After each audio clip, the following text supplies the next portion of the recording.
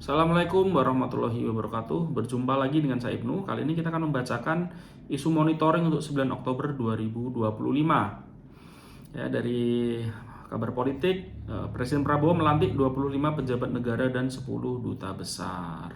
Ini dilakukan di Istana Negara kemarin ya, hari Rabu 8 Oktober. Pelantikan ini mencakup jabatan strategis 2 wakil menteri, ya, gubernur dan wakil gubernur Papua, lalu pimpinan Badan Pengaturan BUMN atau BPBUMN, kemudian Komite Eksekutif Percepatan Pembangunan Otonomi Khusus Papua, Dewan Komisioner LPS, serta Asisten Khusus Presiden. Ya, berdasarkan sejumlah kepres, ya, Doni Oskarya ditunjuk sebagai Kepala BPBUMN dengan Aminuddin Ma'ruf dan Teddy Brata sebagai wakil. Ini sebelumnya Doni Oskarya menjabat sebagai wakil Menteri BUMN ya, begitu juga Aminuddin Ma'ruf. Lalu Matius Fakhiri dan Aryoko Rumaropen dilantik sebagai gubernur dan wakil gubernur Papua. Kenapa baru dilantik sekarang? Karena kemarin kan sempat ada gugatan ya, seperti itu. Selanjutnya Anggito Abimanyu memimpin LPS ya sebagai presiden komisaris ya, Pak. Bukan presiden komisaris. Ya, kepala LPS ya. Selanjutnya ini menggantikan ya, Anggito Abimanyu ini menggantikan Pak Purbaya yang sudah menjadi Menteri Keuangan. Selanjutnya Dirga Yuza Setiawan dan Agung Gumilar menjadi asisten khusus presiden. Selain itu ada juga 10 duta besar negara sahabat yang turut dilantik. Oke, selanjutnya ya, Presiden Prabowo tambah posisi Wakil Dubes RI untuk China. Menteri Luar Negeri Sugiono menjelaskan alasan Presiden Prabowo melantik Irina sebagai Wakil Duta Besar RI untuk Beijing, untuk Cina. Ya, menurutnya posisi baru itu dibentuk karena besarnya wilayah Cina dan banyaknya beban kerja diplomatik. Selanjutnya Mensesnek pastikan penambahan bukan pergantian wakil menteri di kabinet Prabowo. Ya, Menteri Sekretaris Negara Prasetyo Hadi menegaskan bahwa pelantikan 2 wakil menteri baru oleh Presiden Prabowo pada Rabu kemarin merupakan penambahan, bukan pergantian pejabat. Ya, jadi nggak ada yang diganti, jadi nambah wamen lagi, yaitu Ahmad Wiyagus dilantik sebagai Menteri Dalam Negeri, Wamendagri ya. Lalu Benjamin Paulus Octavianus sebagai Wakil Menteri Kesehatan, Wamenkes. Prasetyo Hadi menjelaskan Ripka Haluk dan Bima Arya tetap menjadi Wamendagri. Sementara Dante Saksono Harbuwono tetap menjadi Wamenkes. Ia menjelaskan tambahan wamen diperlukan untuk memperkuat pembinaan dan pembangunan di 514 kota kabupaten di 38 provinsi. Menkumham pastikan arahan Prabowo soal pelayanan publik tanpa hambatan. Ini di Menkum ya maksudnya ya. Ini dijelaskan oleh Menteri Hukum ya Supratman Andi Adgas menegaskan bahwa Presiden Prabowo Subianto memberikan arahan tegas agar seluruh pelayanan publik di pemerintahan berjalan tanpa hambatan. Selanjutnya Seskap dan Mensesnek hadiri rapat kerja DPR bahas APBN dan keamanan. Sekretaris Kabinet Teddy Indrawijaya dan Menteri Sekretaris Negara Prasetyo Hadi menghadiri rapat kerja di gedung DPR Senayan. Agenda itu dihadiri pimpinan komisi serta perwakilan kementerian dan lembaga seperti Kemenkyu, Kemendagri, Kemenkumbin, dan juga Mabes TNI.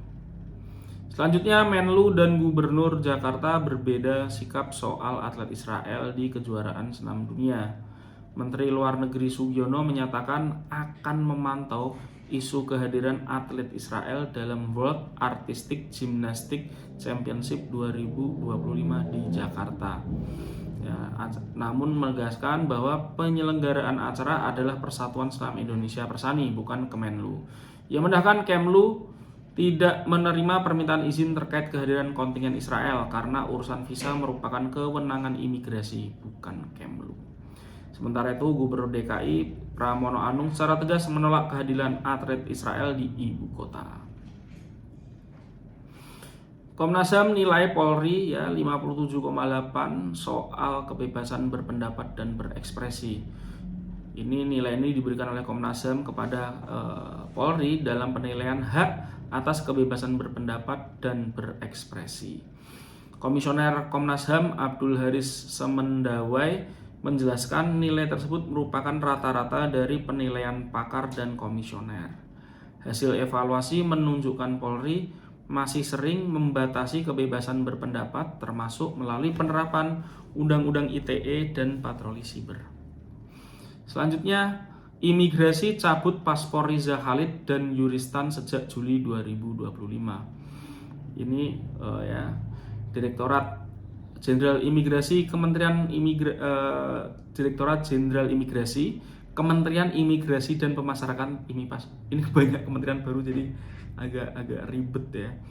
Mencabut paspor dua buronan yaitu Riza Khalid dan juga Yuristan. Kalau Riza Khalid kasus Pertamina, Yuristan ini kasus laptop Chromebook ya dari Nadiem Makarim. Berita DPR RI, DPR ingatkan pemerintah soal resiko polemik kehadiran atlet Israel di Jakarta.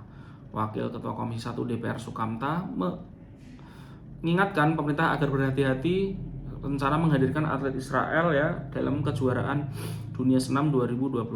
Politisi PKS itu menilai izin bagi atlet Israel tidak hanya berpotensi menimbulkan polemik publik, tapi juga mencederai amanat konstitusi. Selanjutnya, DPR dukung langkah Prabowo tunjuk Caimin supervisi standar bangunan Ponpes. Ini disampaikan Wakil Ketua DPR Cucun Ahmad Samsurizala. Ini dua-duanya sama-sama PKB. Ya, Cucun ini dari fraksi PKB menjabat Wakil Ketua DPR ya. Caimin jelas Ketua Umum PKB. Jadi ini viral juga karena usulan dan untuk perbaikan di Ponpes Al Hosni nanti memakai APBN. Selanjutnya, Komisi 9 menyetujui tambahan anggaran 144 miliar untuk Kemenaker di 2026. Ya.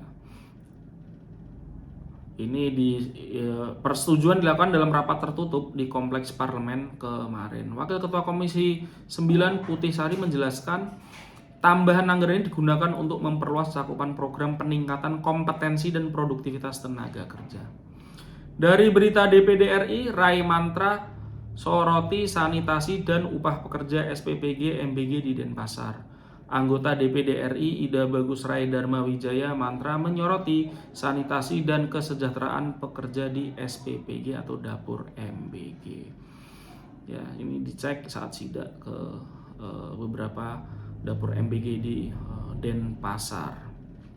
Ia menemukan banyak pekerja berganti karena gaji di bawah UMR dan kompetensi rendah. Ya, meskipun pelayanan MBG-nya berjalan baik. Selanjutnya dari isu ekonomi, Menteri Hukum dorong reformasi tata kelola royalti.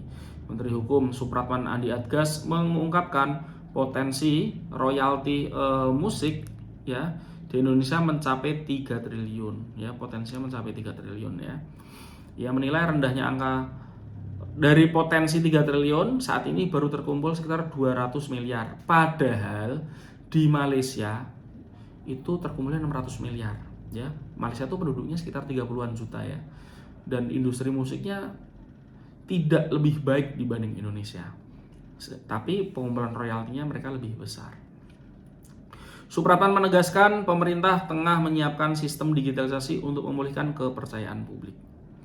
Menkyu Purbaya buka peluang naikkan dana transfer daerah 2026. Ya, ini terjadi setelah Menkyu Purbaya ya didatangi 18 gubernur yang menolak pemangkasan TKD 2026. TKD itu transfer ke daerah, dana transfer ke daerah.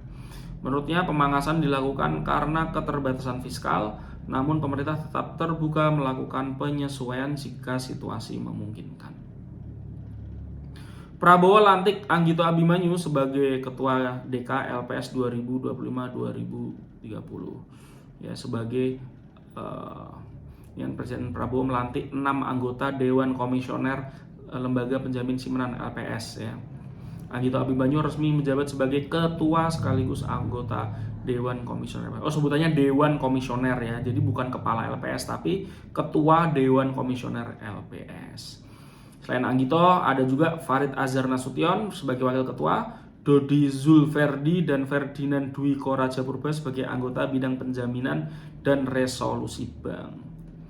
Prosesi pelantikan berlangsung hikmat diawali dengan lagu Indonesia Raya.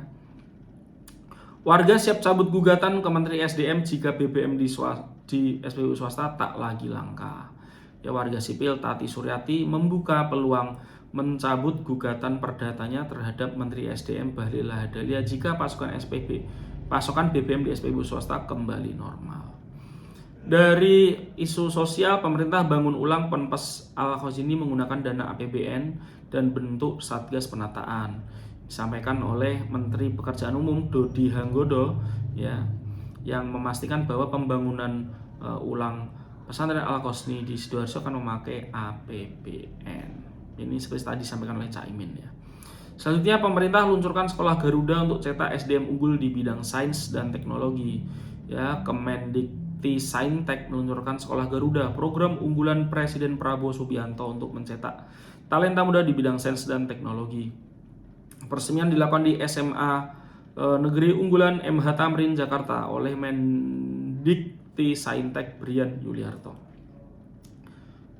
Sekolah Garuda terdiri dari 16 sekolah unggulan di Indonesia seperti SMA Taruna Nusantara, SMA Pradita Dirgantara, dan MAN Insan Cendekia. Sekolah ini berasrama dan menerapkan kurikulum berbasis STEM untuk mempersiapkan siswa. Arab Saudi siap pulangkan jamaah haji yang tak penuhi syarat kesehatan. Nah, ini disampaikan ya oleh pemerintah Arab Saudi karena kemarin banyak jamaah yang sakit-sakitan, sudah terlalu tua tapi berhaji, sehingga itu jadi evaluasi dari pemerintah Saudi. BGN hentikan sementara operasional SPBG Kota Solo usai kasus keracunan MBG. Jadi terjadi keracunan di kabupaten di Kota Solo ya, Kabupaten Timur Tengah Selatan. 384 siswa mengalami keracunan MBG. Selanjutnya, 2 sekolah internasional di Tangerang diteror ancaman bom palsu. Ya, ini terjadi di Jakarta Nanyang School dan Mentari Intercultural School atau MIS. Menerima ancaman bom ya melalui WhatsApp dan email. Ini nanti akan ya ini pasti ketangkap lah harusnya ya. Dari berita internasional, Australia dituduh sembunyikan peran dalam pasokan komponen jet F-35 untuk Israel. Pemerintah Australia dituduh sengaja menghapus informasi tentang keterlibatan mereka dalam produksi komponen jet tempur F-35 yang digunakan Israel di Gaza. Laporan ABC News menyebut lebih dari 70 perusahaan Australia ikut dalam program senilai 4 miliar dolar Australia. Wow, gede juga ya. Ratusan komponen penting seperti sistem aktuator pintu bom. Menteri Luar Negeri Australia Penny Wong menegaskan Australia hanya memproduksi bagian non-mematikan dan tidak mengekspor langsung ke Israel. Namun Partai Hijau menilai pernyataan itu menyesatkan dan menuduh pemerintah menutupi keterlibatannya. Selanjutnya, 2 aktivis Malaysia ceritakan kekejaman pasukan Israel saat misi kemanusiaan ke Gaza. Kakak beradik asal Malaysia Heliza Helmi dan Haswani Helmi mengungkapkan perlakuan brutal yang mereka alami saat bergabung dalam Armada Global Sumut Flotilla, misi kemanusiaan yang menuju Gaza. Jadi keduanya itu ditangkap Israel ya. Mereka menyaksikan sendiri dan mengalami sendiri bagaimana minum itu dari air satu disebut ini dari air apa yang ada di kloset. Nah, seperti itu. Meminum air kloset atau tidak mendapat perawatan meskipun sakit, bahkan tidak makan 3 hari. Selanjutnya, Perdana Menteri Italia Giorgia Meloni dituduh terlibat genosida karena dukung Israel. Ya, Perdana Menteri Italia Giorgia Meloni, cewek ya, mengungkapkan bahwa dirinya dilaporkan ke Mahkamah Pidana Internasional atau ICC di Den Haag, Belanda atas tuduhan keterlibatan dalam genosida terkait dukungan pemerintahnya terhadap Israel di Perang Gaza. Pengaduan diajukan oleh sekitar 50 aktivis pro-Palestina, termasuk pengacara dan juga akademisi di Italia.